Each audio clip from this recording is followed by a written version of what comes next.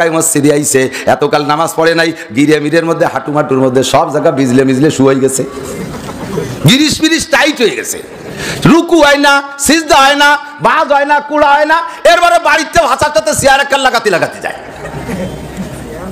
আমি এই কয়েক বছরে চেয়ারম্যানের ওয়াজ একটু কড়াকড়ির সাথে করাতে, এখন মসজিদের চেয়ারম্যান কমে গেছে, হাঁটে বেড়ায়, সাংসারিক কাম কাজ করে, খেত খামারে কাজ করে, মাটি কাটে, কুদাল কুপায়, সব কিছু করে, মসজিদে যাইয়া আল্লাহদের টেলায় চেয়ার হইতে বসে থাকে।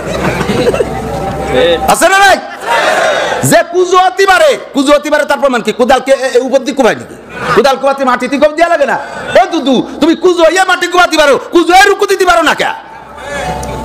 দাঁড়ায় থাকতে পারো জিগারে ঘন্টার পর ঘন্টা, মসজিদে এসে দাঁড়াতে পারো না? আবার একে যদি মশলা কই, ফো ওরম হুজুর আমার পকেটে আছে, তোমার পকেট কত বড় দেই পকেটটা? বুখারী পড়াই আমি, মুসলিম পড়াই আমি, তিরমিজি পড়াই আমি, হিদায়াত পড়াই আমি, মিশকাত পড়াই আমি, আর হুজুর মুফতি সব তোমার পকেটে।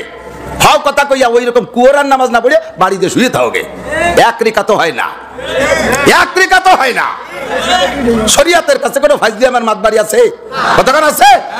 যার রুকু আর ক্ষমতা আছে, তার রুকু দিয়ারও ক্ষমতা, হেঁটে বেড়াতে পারে, দাঁড়ায় বেড়াতে পারে, তাহলে নামাজের ফরজ নামাজ দাঁড়ায় পড়া ফরজ নামাজ দাঁড়ায় পড়া, এই ফরজ আদায় করার ক্ষমতা আছে। কুজো অতি পারো, পকেটে তাতে মোবাইল ছুটে গেল, তাদের কুজো ইয়ে উঠলিয়া নাকি বাউ দিয়ে খুঁচাই উঠেছ, তাহলে কুজো ইয়ে মোবাইল উঠতে পারো, কুদাল কুবাতে পারো, এগুলো যখন পারো, রুকুও দিতে পারো, দাঁড়াতেও পারো, কাজেই তুমি যে এই রুকু সিজদা, রুকু বাদ দিয়ে আর কিয়াম বাদ দিয়ে যতদিন নামাজ পড়ছো, ওই নামাজ আবার পড়িয়ে দিও, নালে ভাষার সামলা থাকবে না জুতোর বাড়িতে।